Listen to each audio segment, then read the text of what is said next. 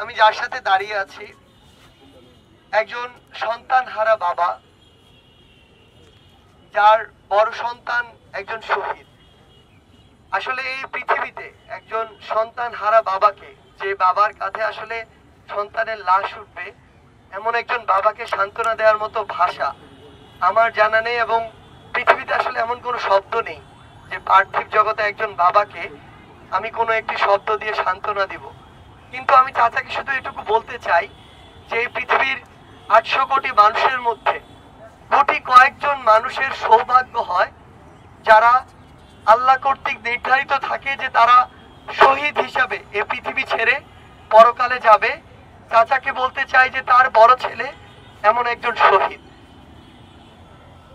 আমরা আসলে চাচার ছেলের যে অভাব সেটি হয়তো কোনোদিন পূরণ করতে পারবো না, কিন্তু আমরা চাচাকে এটুকু বলতে চাই, ছেলে হিসেবে চাচার যে কোনো প্রয়োজনে আমাদের যদি চাচা আমাদেরকে বিন্দু মাত্র স্মরণ করেন, আমরা আমাদের সর্বোচ্চটুকু দিয়ে চাচার পাশে গিয়ে দাঁড়াবো।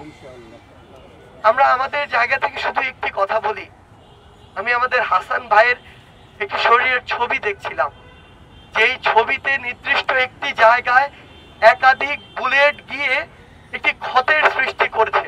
মনে হচ্ছে যেন একটি গ্রেনেড শরীরে এক পাশ দিয়ে ভেদ করে আরেক পাশ দিয়ে বের হয়ে গিয়েছে। যেই নরপিশাচরা, খুনিরা, ফ্যাসিস্টরা, স্বৈরাচাররা এমন একটি হত্যাযজ্ঞের, হত্যাকাণ্ডের নির্দেশ দিতে পারে, আমি চাচার হাতে হাত রেখে আমাদের জায়গা থেকে এটুকু কথা দিচ্ছি যে ফ্যাসিস্টরা এই হত্যাকাণ্ডের, এই খুনের হুকুম দিয়েছে, নির্দেশ দিয়েছে, তারা সহ ওই স্থানের যারা পুলিশ নামক যে সন্ত্রাসীরা এই কার্যক্রমের সাথে যুক্ত ছিল, তাদের বিচার না হওয়া পর্যন্ত আমরা কোনোদিন শান্তির ঘুম ঘুমাতে পারবো না। আমাদের হাসান ভাইয়ের আত্মা কোনোদিন শান্তি পাবে না। আমরা আপনাদের মাধ্যমে শুধু এটুকু বলতে চাই, আপনারা দয়া করে, অনুগ্রহ করে আমাদের এই হাসান ভাইদেরকে ভুলে যাবেন না।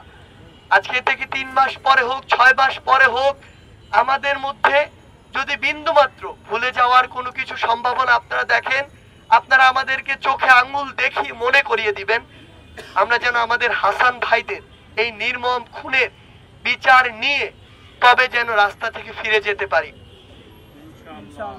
পরিশেষে শুধু এটুকু বলবো, আপনারা আমাদের হাসান ভাই সহ যে হাজারো ভাই শহীদ হয়েছেন, তাদের জন্য আপনারা মন থেকে দোয়া করবেন, তারা যেন পরকালে সবচেয়ে শান্তির জায়গায় সৃষ্টিকর্তা যেটি রেখেছেন তাদের জন্য সেখানে অবস্থান করেন, এবং তাদের পরিবার যেন এই ধৈর্যটি ধারণ করতে পারেন।